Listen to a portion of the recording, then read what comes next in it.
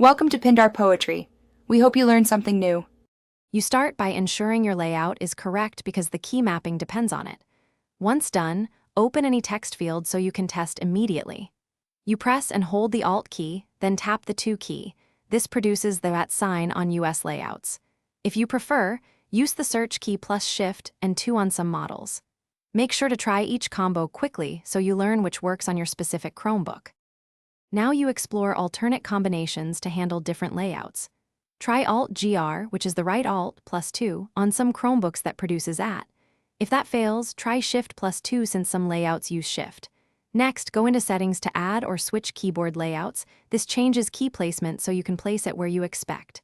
Once switched, test again in a text box. If you switch often, add the layout shortcut for quick toggling. You finish by confirming that works consistently across apps. Type in a browser, a dock, and a chat window. If it still fails, restart your Chromebook to reload drivers and settings, and make sure the correct layout remains selected. As a practical workaround, enable the on-screen keyboard and accessibility to insert it immediately. If problems persist after restart, consider removing and re-adding the keyboard layout before considering. Thanks for watching. Consider subscribing if we helped you.